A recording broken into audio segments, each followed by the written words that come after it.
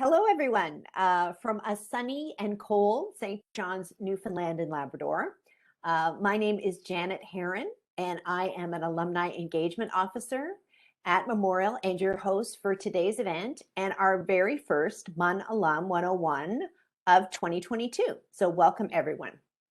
I'm here with Memorial alumnus, Dr. Leslie Phillips, B.Sc Pharmacy 91, who is a faculty member in the School of Pharmacy and the director of Memorial's Quit Smoking and Vaping Clinic. I know that those of you who are attending our event today can't see who else is in the room for the event, but we have 76 people registered and more joining all the time. So welcome everyone, and we are delighted to see you here. We will begin today's event with a land acknowledgement. We acknowledge that the lands on which Memorial University's campuses are situated are in the traditional territories of diverse Indigenous groups, and we acknowledge with respect the histories and cultures of the Beothuk, Mi'kmaq, Innu, and Inuit of this province. We encourage everyone to reflect on these lands from where you are located and the Indigenous peoples for whom these lands are traditional territory.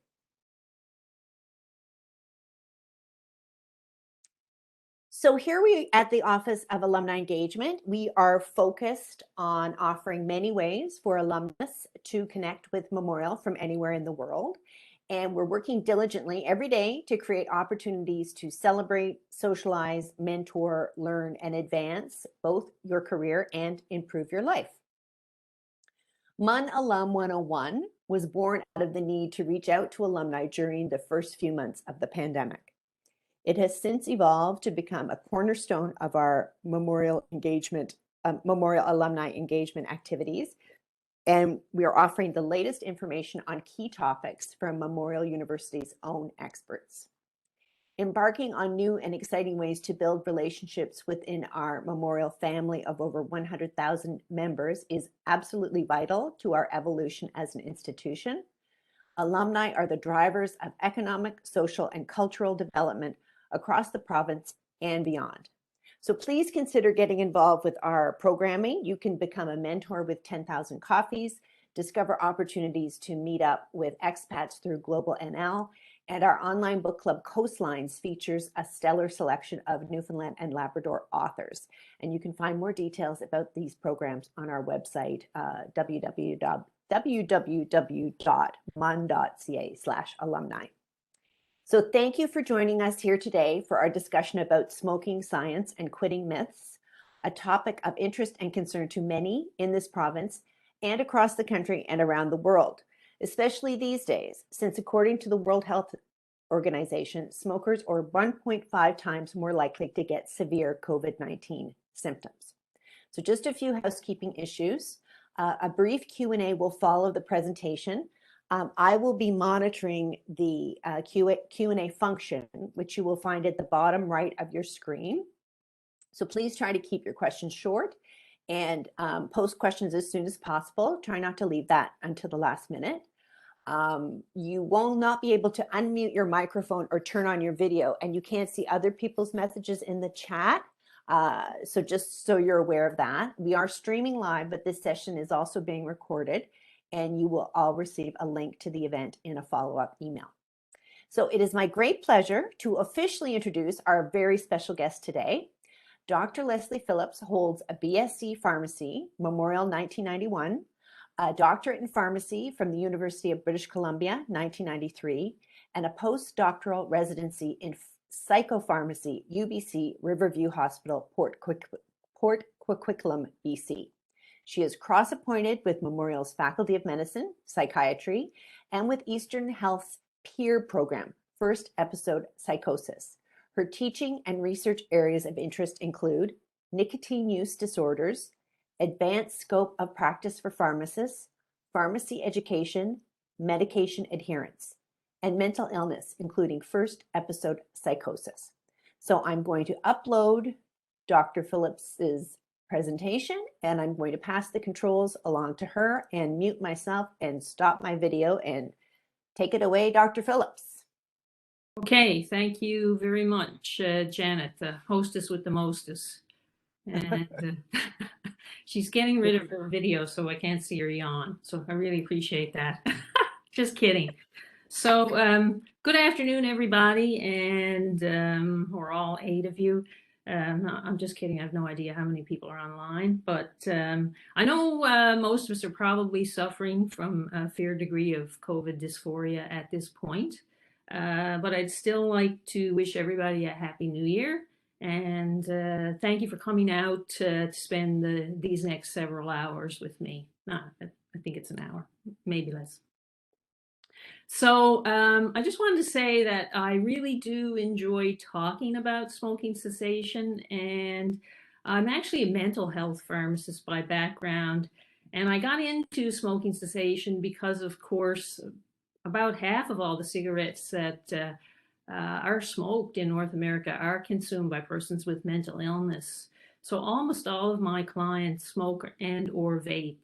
And so I thought, I had better start paying attention to their smoking and vaping, as truth be told, that's the thing that's probably killing them. In fact, the number one cause of death in schizophrenia is cardiovascular disease, of which, smoking is a big cause. I've been operating a quit smoking clinic now since I think about 2015.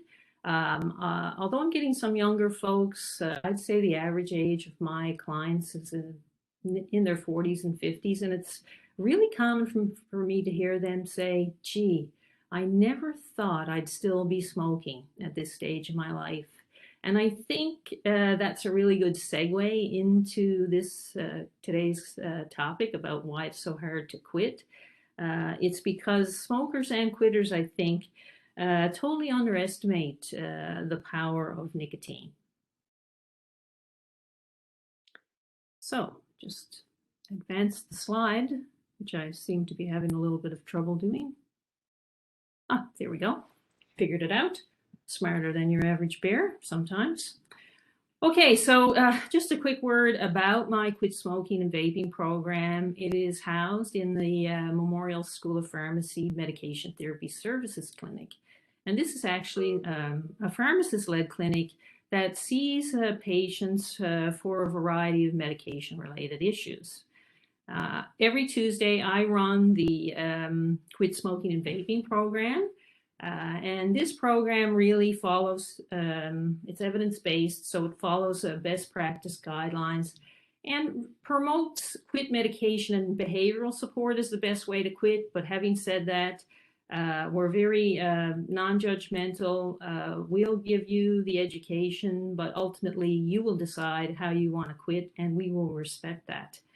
Our sessions are individualized, so we'll look at a smoker's current smoking, I don't want to say habits, but current smoking behaviors, as well as anything they may have used before in the past to help them quit, their current medications, their current medical conditions, as well as whether or not they have any coverage for quit meds. And we put all that together in lifestyle issues to help them come up with a quit plan that is customized or individualized for them.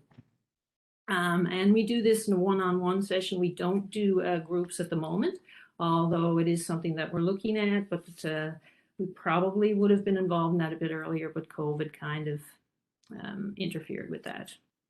Oops, sorry. So perhaps let's start by looking at the prevalence of smoking in Canada.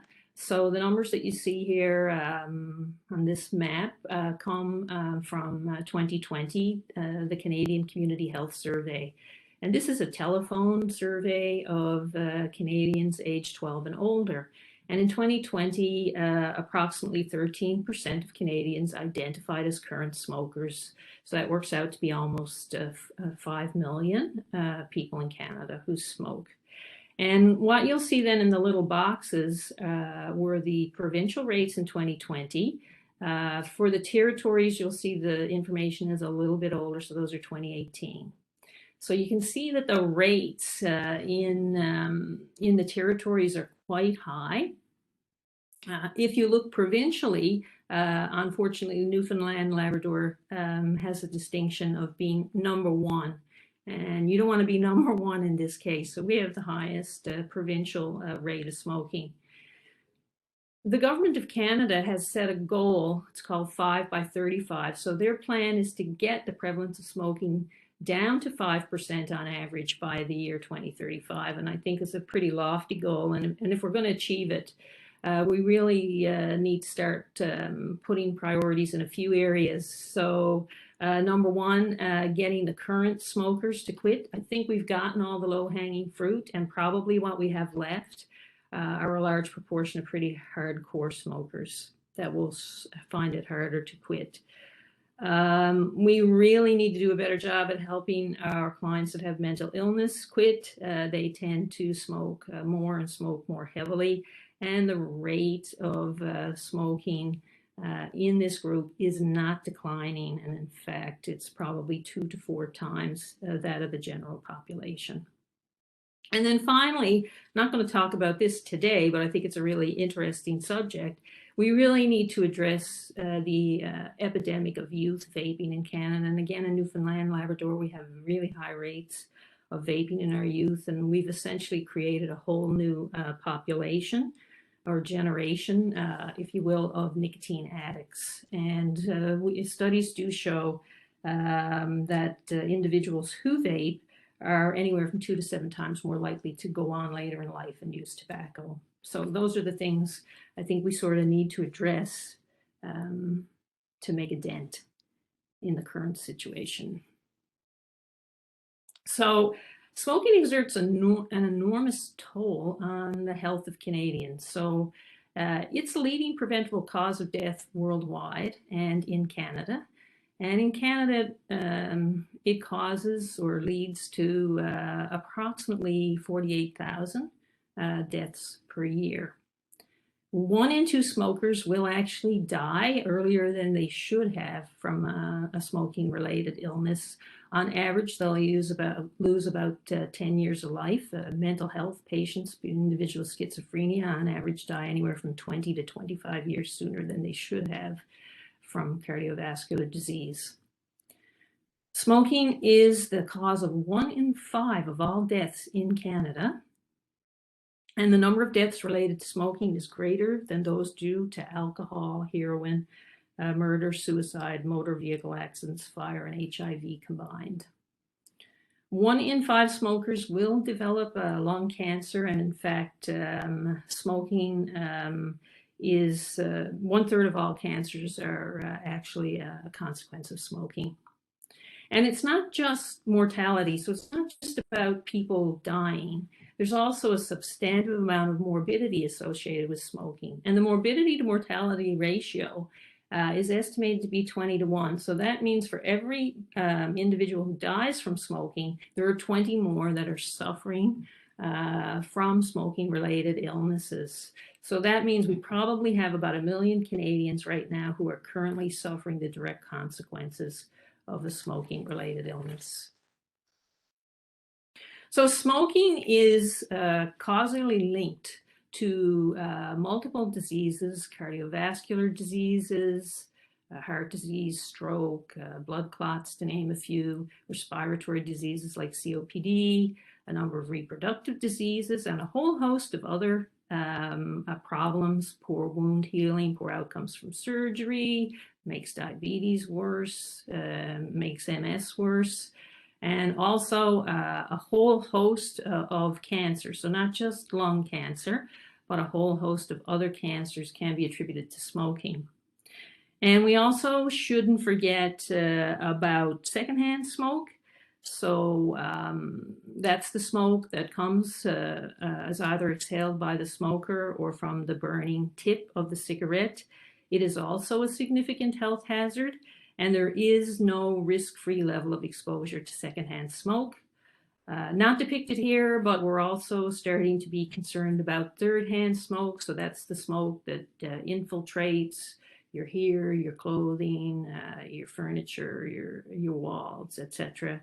And we believe that that also is associated with harms. The top 3 leading preventable causes of death from smoking are lung cancer, heart disease, a heart attack, and COPD. Of interest, Newfoundland and Labrador has the highest provincial rate of deaths from cancer and cardiovascular disease. And that's interesting when you think about it, because we also have the highest provincial rate of smoking. So we really ought to be doing more about that, and I'm going to try to convince you that that's the case as we go on. Let's take a moment and talk about what's in that cigarette. So what's in tobacco? And there's really 3 main components: nicotine, carbon monoxide, and tar. Now, nicotine is the addictive part of the cigarette. It is not the part that kills you, but it is the part that keeps you smoking. And smoking delivers nicotine to the brain really quickly. So in about 7 to 10 seconds, your brain gets a milligram of nicotine per every cigarette you smoke.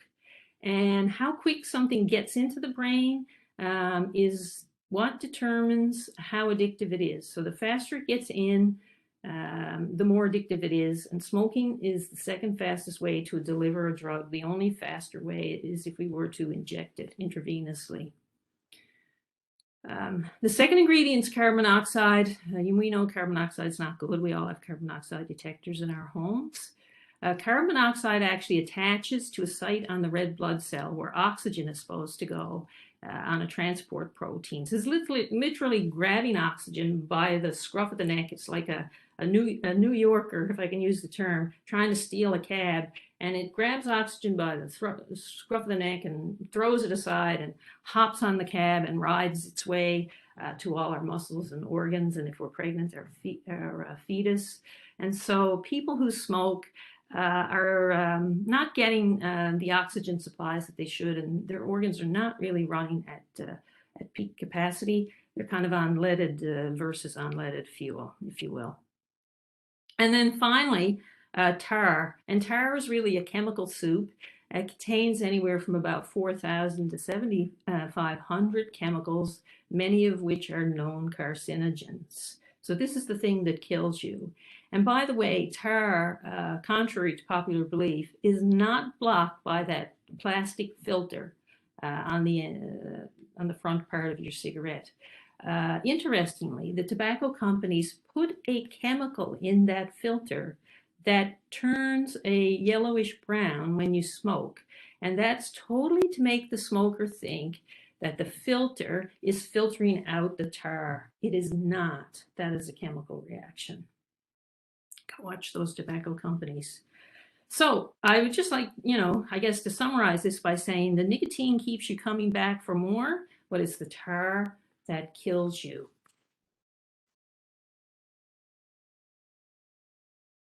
So just how addictive is that nicotine? Well, pretty darn addictive. So here's a slide showing you the probability of becoming dependent when you've tried a substance at least once. So tobacco or nicotine is at the top of the pack. So you can, the process of addiction can actually begin with the first cigarette. And certainly we think within a month of fairly regular use, the cycle of addiction, including craving, has started. And this, I think, speaks to the fact that quitting smoking is probably one of the hardest things that a smoker will ever do. However, it is also one of their most significant accomplishments.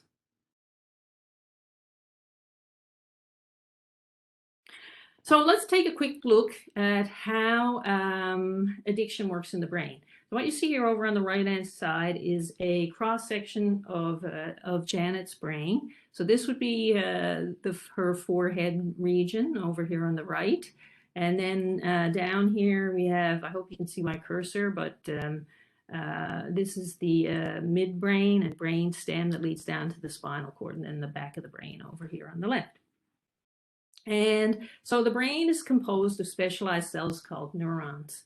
And these neurons use different chemical messengers to send and receive messages. They're called neurotransmitters. And there's a group of them, which are shown actually in this slide, depicted in blue. So there's a group of neuronal tracts that use dopamine. as their primary messenger. So these are the tracts of neurons in the brain that use dopamine. And the one that I want to draw your attention to is this one here, B. It's called the mesolimbic tract. And this is the tract or nerve pathway that is involved in addiction and reward. It's really the pleasure center of the brain. And when dopamine gets released in that pathway, it causes a sensation of pleasure. And this pathway sort of starts in an area of the midbrain, and it terminates in the nucleus accumbens, which is really just a structure in the limbic system of the brain. And besides recognizing pleasure, that limbic system is involved in perception. So it receives and interprets stimulus from the world around us. So that's where perception and pleasure come from, among other things, is that limbic system. So dopamine gets released there. It's a feel-good chemical. When it gets released, you feel great. And there are a lot of ways for us to, natural ways for us to trigger that mesolimbic pathway and cause a release of dopamine. And those range from intellectual accomplishments to athletic accomplishments, perhaps enjoying a concert or a good meal. These are so-called natural highs. And there are a number of natural substances in our brain that help mediate those natural highs through that mesolimbic dopamine pathway. Endorphins, you've often heard of the runner's high, mediated through endorphins, which are in that pathway. And endorphins are really the brain's version of morphine. There are other substances. Anandamide is the brain's own version of cannabis. Yes, we do have our own natural cannabis. And acetylcholine is another one, and that's actually our brain's own version of nicotine. Now, all substances of abuse act through this pathway. So these substances of abuse, like nicotine that we're going to talk about today, but all sorts of substances, alcohol, cocaine, etc., opiates, they can all bypass the brain's natural mediators and stimulate the receptors on this dopamine tract, often in a manner that is much more explosive and much more pleasurable than that which occurs naturally. So by using these substances, really, you're able to get what I would call a more intense reward on demand.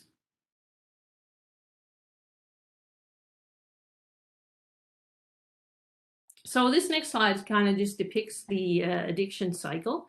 So what happens is that you, over time, see this progression from positive reinforcement on the left-hand side here of the diagram, where you're using the drug solely for pleasure, to one of negative enforcement, where over time you begin using it not for pleasure, but more to avoid the negative effects of using the drug, which essentially are withdrawal symptoms and what I'll call dysphoria. Not quite depression, but dysphoria or low mood. So for most people, substance use is an impulsive experience. They use it. They experience this big blast of dopamine. They experience pleasure. That's sort of the reward part of it. They don't really have any withdrawal, although they may have some regret about using later. And for many individuals, their drug use sort of becomes an occasional, and this includes alcohol, by the way, but an occasional impulsive choice that's driven by this sort of positive reinforcement from the rewarding effects of the drug. However, for people who may have risk factors or have, substantive or repeated use over time, neurobiological changes can occur in the brain that essentially result in a reduced reward upon exposure. So they're no longer getting those good feelings from using the drug, and very quickly go into withdrawal. So they start to have physical symptoms of withdrawal as well as psychological symptoms, and feel a degree of dysphoria, negative effects. And that actually leads to the birth of cravings and the beginnings of a preoccupation with finding and securing the drug in order to stave off the withdrawal and the dysphoria. So once you move over to this negative reinforcement part of the addiction cycle, you're no longer using the drug to feel pleasure. You don't really get the pleasurable effects anymore. You begin using the drug to avoid the withdrawal symptoms and the dysphoria that goes along with it. So essentially, using the drug to feel normal. So I'm just going to zoom in on that same sort of mesolimbic pathway. That's this little blue tract up in the middle here. So again, originating here in the brain stem. And then, if you smoke a cigarette, nicotine will interact with this ACH, acetylcholine receptor, and then it'll cause this big release of dopamine downstream in the limbic system, in the nucleus accumbens. And it feels great. So now I want to draw your attention to this little troublemaker over here on the left. He's called the amygdala. So the amygdala, as you can see, is connected to both these parts of the brain. And the amygdala has the memory of an elephant. This is one smart character. So it's a walnut or an almond-sized sort of cluster of neurons. But the amygdala has a great memory. And in fact, when you smoke that cigarette and get that big blast of dopamine, the amygdala remembers it. And it not only remembers the feeling of it, how good it felt, it also remembers the events, or what we call them cues, around the situation that created it. So it'll remember what you were doing at the time. Were you having a drink? Were you having a cup of coffee? Who were you with? Where were you? All those events, it remembers and associates them with pleasure. And when you come across these situations again in the future, these cues automatically trigger that amygdala to remember that pleasurable feeling and want to really convince you really quickly to try and recreate that situation, smoke again. So it will actually pretty immediately instruct the nucleus accumbens to do whatever is necessary to repeat that high. So the amygdala, he's kind of diabolical, really. He is hijacking.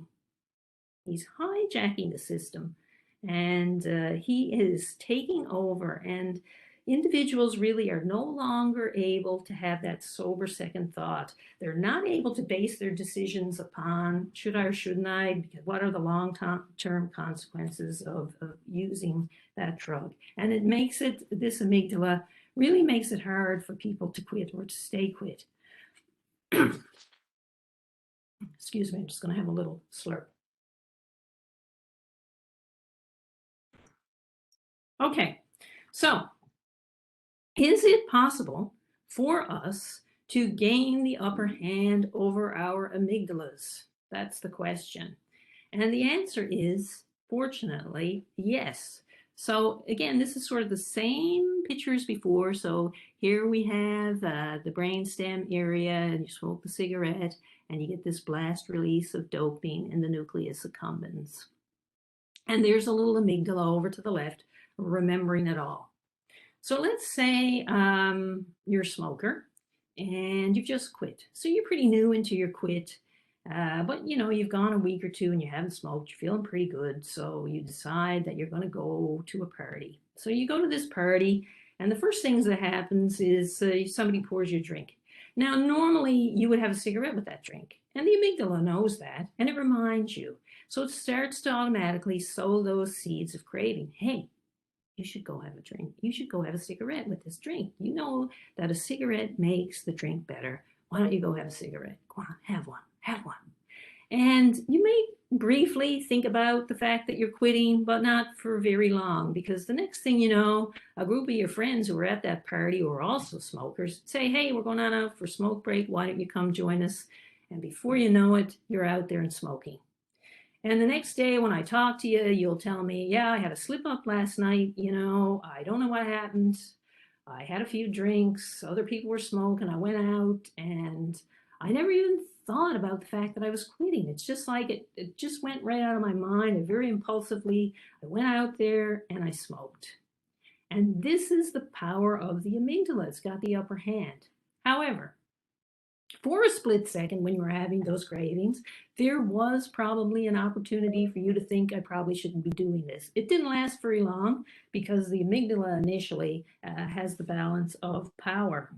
But it is possible, as you talk about, and as one of the things I do with patients, we talk about, well, what happened? Why did you slip up? Tell me what was going on. What could you have done differently? And as we talk about those things, we're actually exercising a higher power in your brain, in this prefrontal cortex, or the, sort of the forehead region of the brain.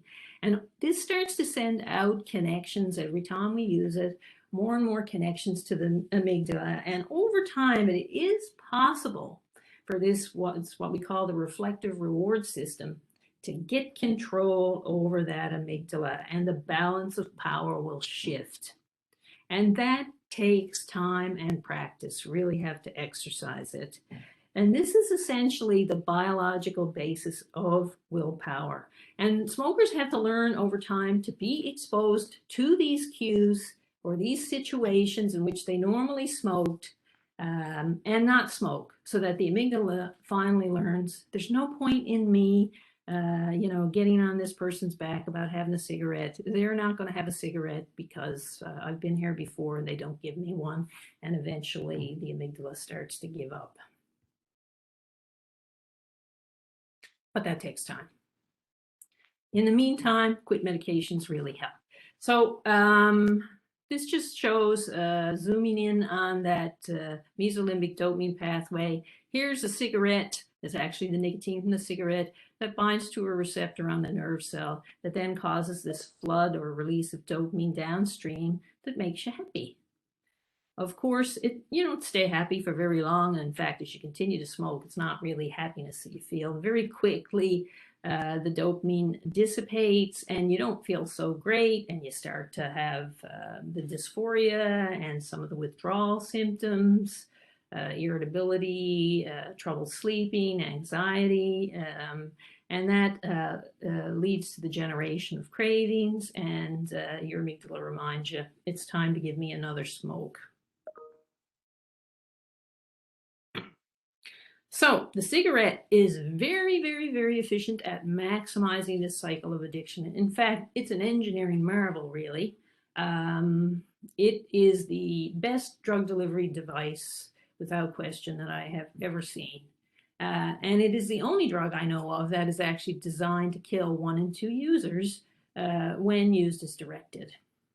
So why is it so fabulous? Well, it allows for that very rapid delivery of a nicotine from the lungs to the brain very rapidly in 7 to 10 seconds. And the quicker you can get in there, the bigger the blast of dopamine.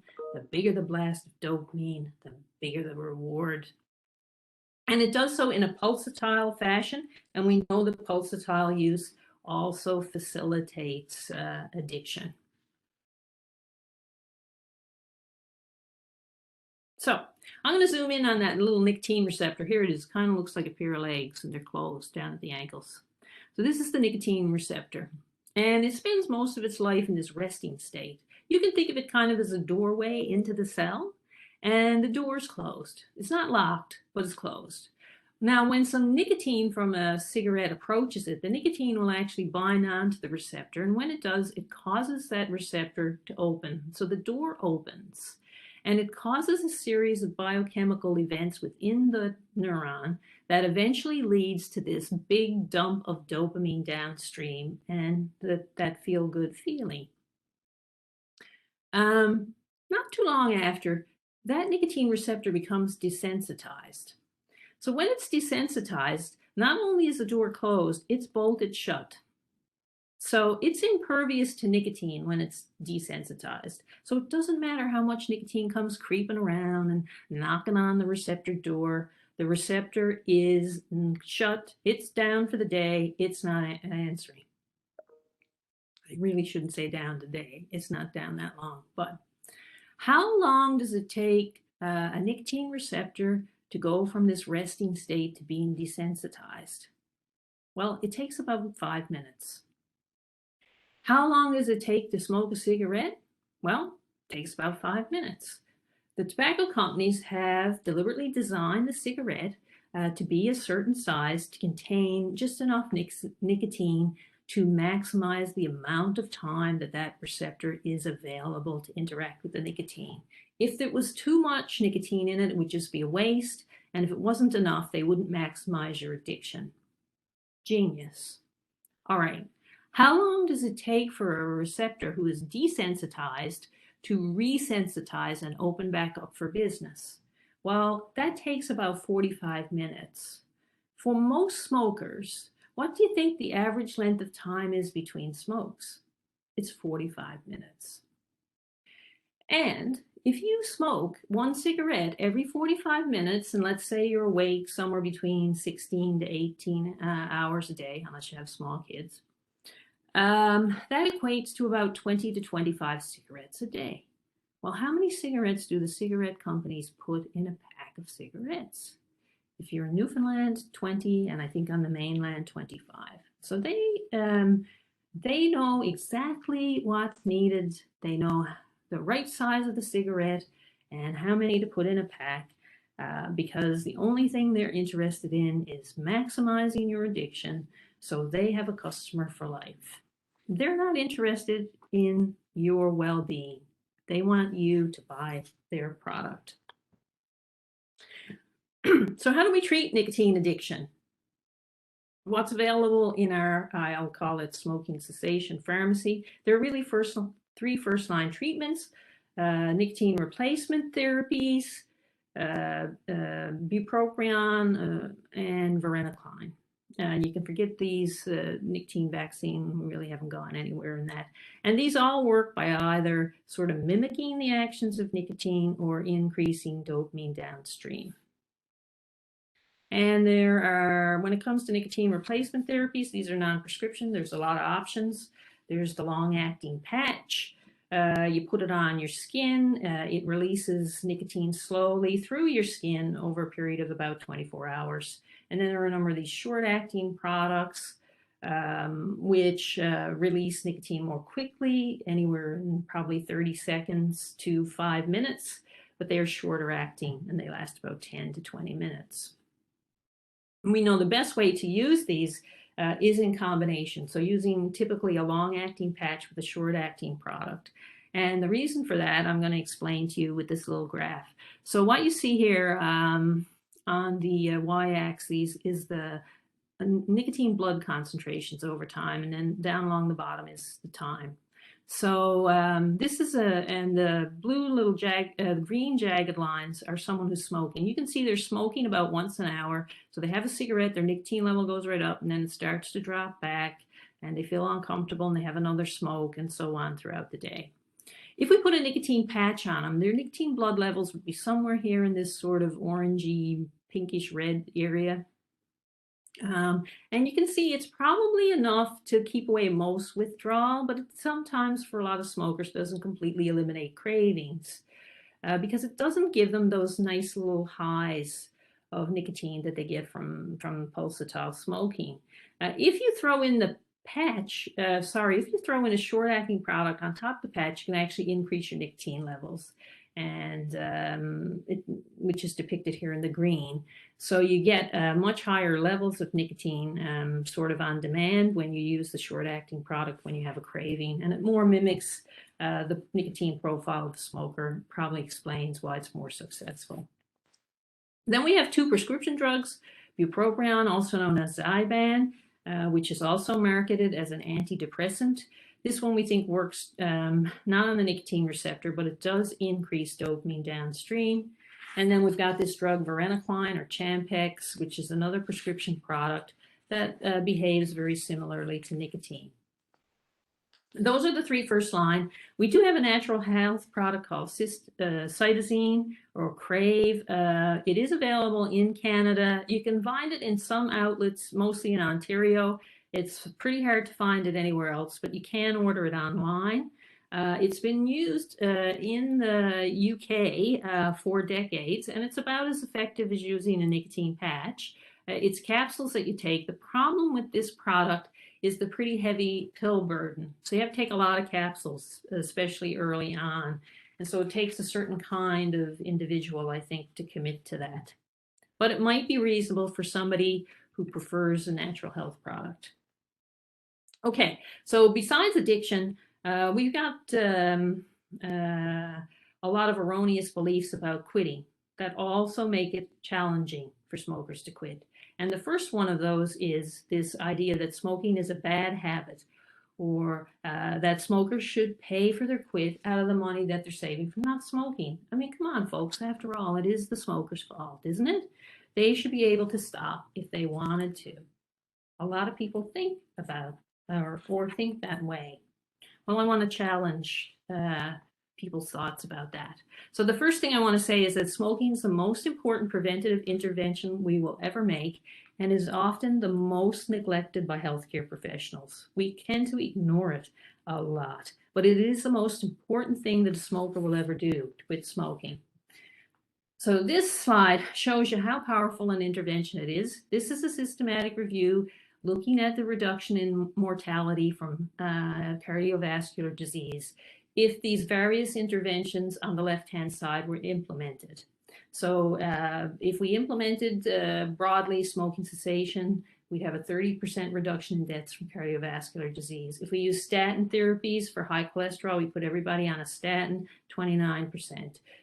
Beta blockers and ACE inhibitors for hypertension, 23% reduction. Using aspirin, a 15% reduction. So what you can see is that the reduction in mortality from cardiovascular disease is greater for smoking than cessation than it is for any other pharmacologic intervention. All right, whoops. So I also like this table. So this is a review article that discusses the relative effectiveness of interventions, assorted interventions. Here they are: stopping smoking, lowering your cholesterol, controlling your blood pressure, using drugs for heart attacks or congestive heart failure, warfarin and atrial fib. So this article discusses or compares the relative effectiveness of these interventions in preventing disease in the US. So these are the number of lives saved per year in the US if we were to really fully implement these interventions. So smoking cessation save about 330,000 lives versus using warfarin to treat atrial fibrillation, about 3,500 lives. Again, more powerful intervention. The thing that I like the most about this slide is the number needed to treat to prevent one death. So what that means is the number needed to treat here is the number of 45-year-old women who smoke that you would need to treat with smoking cessation, or in this case, number of 45-year-old women with high cholesterol that you'd need to treat with lipid-lowering agents, etc. So the number of 45-year-old women that you would need to treat to prevent one of those 45-year-old women from dying before the age of 75. So the important thing here is that the lower the number needed to treat to prevent one death, the more powerful the intervention is. Well, again, smoking cessation is the clear winner. So let me get this straight. Smoking's an addiction. It's not a bad habit. It's the most powerful health intervention we as healthcare professionals can ever make. Yet, third-party payers and government programs often do not cover quit meds, or if they do cover quit meds, they don't cover them fully. Maybe they subsidize it and you have a copay, or maybe they only allow you for one quit attempt, so they'll give you typically 3 months of coverage, but you're only allowed to do that quit once a year. So if you don't quit, then you have to wait a whole year before you can do it again. Or perhaps they'll let you submit a claim for your quit meds, but it'll be up to a certain maximum, and it may be, again, a once-in-a-lifetime submission. And that's not the way smokers quit. And yet, you take a less powerful intervention. And so I'll talk about a statin for high cholesterol because almost everyone these days is on a statin. And these medications are fully covered. There's no copay here. Until death do you part. And we certainly don't ask people to pay for their statin out of the money that they're saving by not eating Chess's fish and chips every night. But yet, we expect that from the smoker. We think, many of us, that the smoker should pay for their quit meds out of the money that they're saving by not smoking. And folks, it's time to stop this. Smoking is an addiction. We've got to start blaming the cigarette and not the smoker. And it's to all our advantage if we do it, because it's the #1 preventable cause of death for lung cancers, as well as a major preventable cause of death, cardiovascular disease, COPD, and those are the things that are killing us and making people sick for a long time and costing us a lot of money. Misconception number 2, cold turkey's the best way to quit. It's more natural, and I'm not going to use one of those quit medications. No, sir, not me. I'd just be trading off one addiction for another. Well, here are the 6-month effectiveness or 6-month quit rates using various interventions. And you can see with cold turkey, it's only 4 to 6%. So I'm not saying it doesn't work for some people. It does. About 4 to 6%, 4 to 6 out of every 100 smokers that quits cold turkey is still quit 6 months later. What I'm saying is, it isn't very good. If you look at the quit medication, so NRT or bupropion, the quit rate on average is about 20%. That's more than double, triple the quit rate of cold turkey. Varenicline or Champix, the most effective single or monotherapy that we have, is a quit rate of around 30%. And if we use that nicotine combo, the patch plus the short acting, it's comparable to varenicline. They are, in the range of 20 to 30% versus 4 to 6%. Way more effective. Still not as effective as we'd like, but certainly more effective than cold turkey. I just want to talk about then people's reluctance to use one of these medications. What usually works for me is I remind them that the cigarette is a drug. In fact, it's a drug that contains over 4,000 different chemicals, many of which will kill them. And yet they have no problem putting that between their lips and setting it afire 20 odd times a day. I'm asking them to take a quit medication, for example, NRT. These medications, for example, NRT, it's just clean nicotine, not the harmful part of the cigarette, won't kill you, to take one of these products, which won't kill you, for 3 months versus taking cigarettes multiple times a day that have a 50% chance of killing you.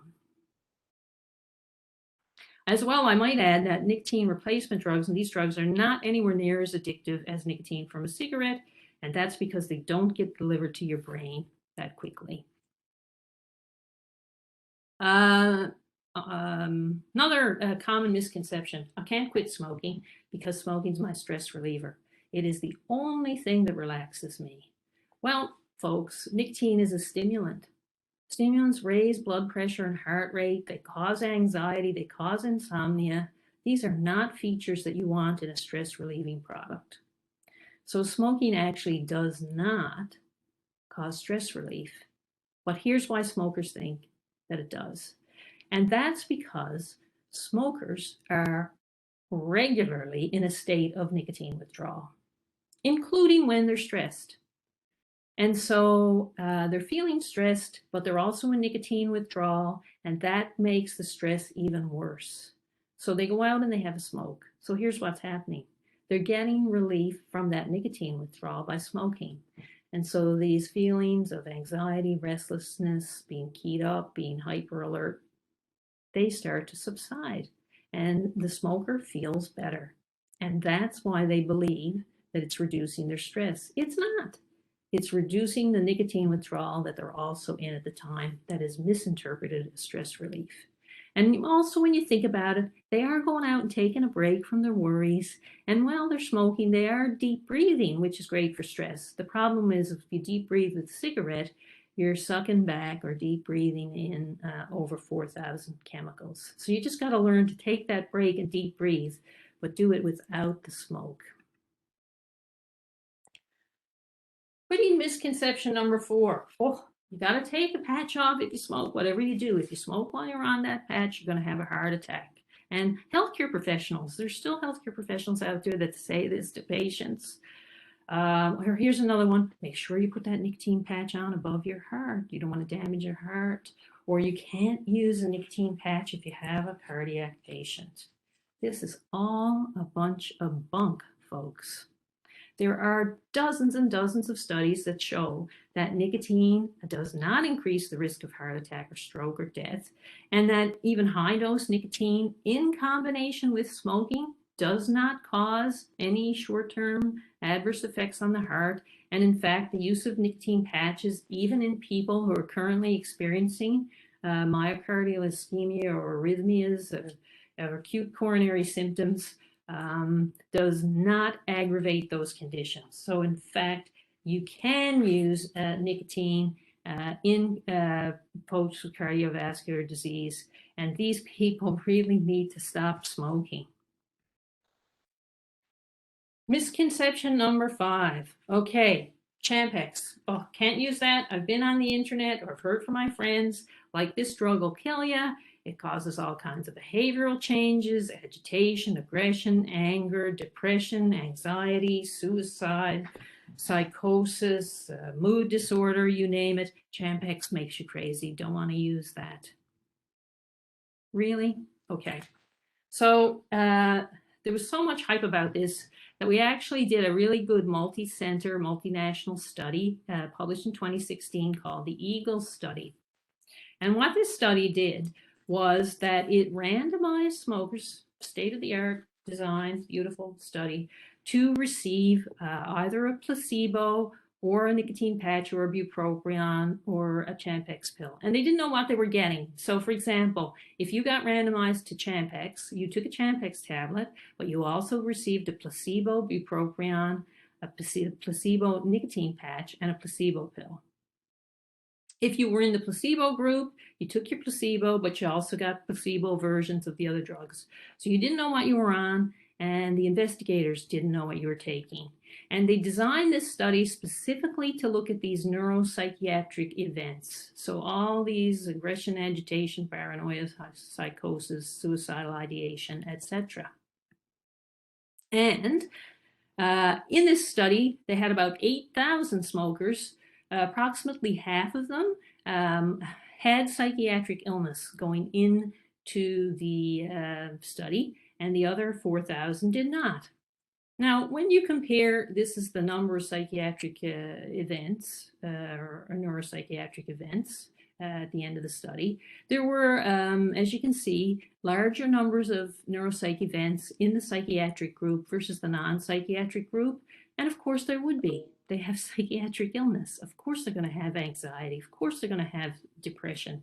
Of course, you know, they're going to have psychosis because they already have a psychiatric illness. But what is compelling about this study is that the rates of those neuropsych events within these groups, so within the group that had pre-existing psychiatric illness, there was no difference in the onset of any of these neuropsychiatric effects. Whether you were on placebo, nicotine patch, bupropion, or Zyban, or Champex, no significant difference. And the same holds true in the non-psych group. There was no difference no matter what quit med you used versus placebo. And if you combine the groups, again, no difference.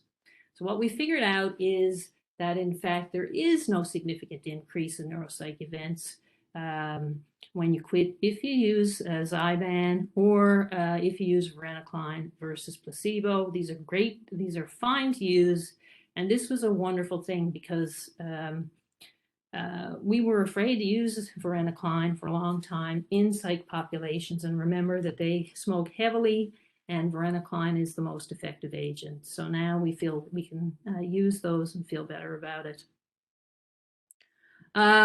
Quitting misconception, I'm getting right to the end now, folks, bear with me. I've used nicotine products before. They don't work for me. So I hear this one, fairly common too. A simple dosing strategy for NRT is 1 milligram of nicotine per cigarette smoked. So a 21 milligram patch is really designed for a pack-a-day smoker. Many smokers will report that the use of NRT is not associated with any decrease in the desire to smoke. And what they're really telling you, folks, is that they're not using enough. This is a classic indication of underdosing, and clinicians need to be prepared to adjust the dose as needed. If you're a 2-pack-a-day smoker, guess what? You need 2 patches.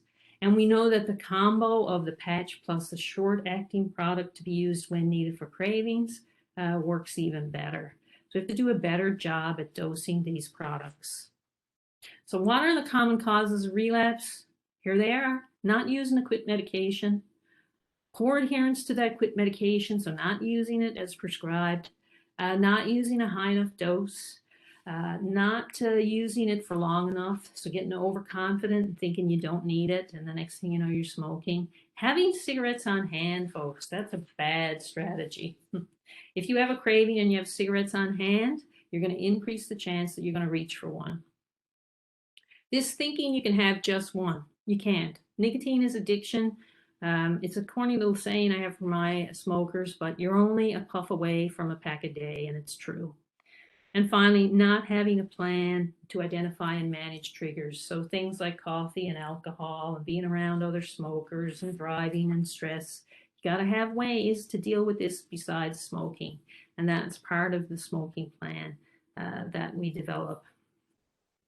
And I'll leave it at that and open the floor to any questions. Janet, you're on.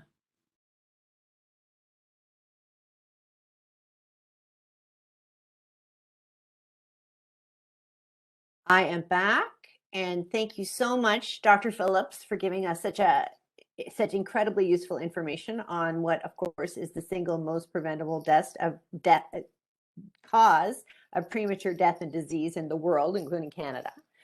We'd also like to thank our sponsor for today, MUNalum. If you need new or supplemental life, health, or dental insurance, this recently added program for alumni and members of the memorial community is something you should check out. We do have a few questions in the short amount of time we have left. Here's a question from Jeff, Dr. Phillips. He is wondering, or he is asking, let me put up my question slide.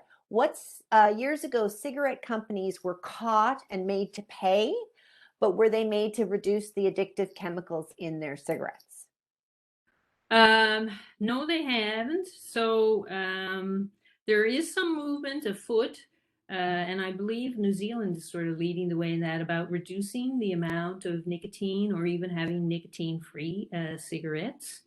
So that is one strategy that has been put forward to try to curb tobacco use. Of course, one of the concerns that people have with that is if you reduce the amount of nicotine in the cigarette, the smokers will just smoke more. And when they smoke more, they'll even get even more tar. So it's certainly, it's a complex problem, and it's going to require some pretty complex solutions. But that's a great question. Spencer is wondering what the science is on substituting vaping for smoking. Can it be an effective way of quitting cigarettes, or does it carry similar dangers? Beautiful question. God, I'd love to come back and do a whole talk about vaping. But well, we'll ask you back to do a whole topic about it. We'll hold you to that. Yeah. So yes and no. So there are some individuals who do quit smoking by vaping, but the majority of users become dual users. So that means they go back to a bit of smoking and vaping, which is perhaps even more harmful. So, and it's currently not an approved method of quitting smoking, and no vaping company, which by the way, all the vaping companies are owned by the tobacco companies because they see their sales are going down. So they're right. Surprise. going up. Yeah, so none of them have submitted their products as a smoking cessation aid. So it makes you wonder. But I think there's potential there. And overall, I would say, can it help some people quit? Yes, it can. And I think people who can't quit by other more evidence-based means we might consider vaping as an option. And even if those people go on to just vape, if you can manage to switch from smoking to just vaping, I think that probably is a bit of a form of harm reduction. And while vaping's not safe, I think most of us probably think that yes, it is indeed safer than smoking. So safer, but not safe. Okay. Maybe an option for that person who just cannot give up the act of smoking something or inhaling. Right. Rebecca is asking, she's commenting, we know smoking is harmful, so why is there resistance to combating the addiction by fully funding quit meds, including over-the-counter meds? Rebecca, I wish I knew. We only spend about 3% of healthcare expenditures on preventative strategies. Right. 3%. So we are spending all of our time treating chronic diseases, mostly in elderly folks, when we should be investing in preventing things like obesity, encouraging people to eat healthy, to exercise, and to stop smoking. So you got me. I'm doing my best to advocate for more funding for preventative health strategies. And I'm hoping with the Newfoundland Health Accord, and I've been chatting with them on a number of times, I can convince them that we need to put more supports in here. Well, that's wonderful work that you're doing there, and thank you for that. Here's a question from Tina. She's wondering, how do therapies such as CBT compare to the strategies that you've outlined for helping with smoking cessation? CBT is an effective strategy for smoking cessation. Probably not quite as effective as quit medications, but the combination of the two, so using a quit med and using behavioral therapies, including CBT, using both together are better than any alone. So probably get a quit rate about 1.5 times higher than using a quit med alone. So together, better. Okay. And two more questions, and then we're going to have to wrap it up. What are some risk factors that can combine in a person to make them susceptible to nicotine or more susceptible to nicotine compared to others who try smoking and don't get addicted? Yeah, I think biology is playing a role genetically. So I think some of us probably have a more of a genetic predisposition. And we know now that there are individuals who are what we call rapid metabolizers of nicotine. So they burn through nicotine really quickly, which means they go into withdrawal really quickly, which makes them want to use more. So there's definitely a biological or genetic component to that. And I think growing up as well in environments where smoking is normal. I had one smoker tell me that every night after supper, all the kids got a cigarette as their dessert. Wow. So it's being around environments where smoking is normalized, I think, plus the genetics of it. Right. Okay, then. Well, I think we are going to have to wrap things up. You've just given us so much to think about. I've been taking notes myself. I'm fascinated, and I love your analogy about carbon monoxide being like a New York taxi driver and kicking oxygen out of the way. So I just wonder, Dr. Phillips, do you yourself have any final words to share with our audience? Well, I guess if anybody in our audience is a smoking, I would just say keep at it. Quitting is hard, but the only failure is when you stop trying. So keep it up. Okay. You will get there. Wise words, wise words. So thank you everyone for attending. If you enjoyed today's event, please check out our alumni website for some upcoming MUNalum 101 events, including an event on cybersecurity and living with dementia. So those are coming up in January and February. As I indicated earlier, we have been recording this session, and we will be sharing a link in an upcoming email. So you can keep your eyes on your inbox, and you can share this very important presentation with your friends and family. And I just want everyone to enjoy the rest of their day. And I'd like to thank Dr. Phillips again. And that's it for us. Thank you. My pleasure. So long, folks. Enjoy the rest of your day.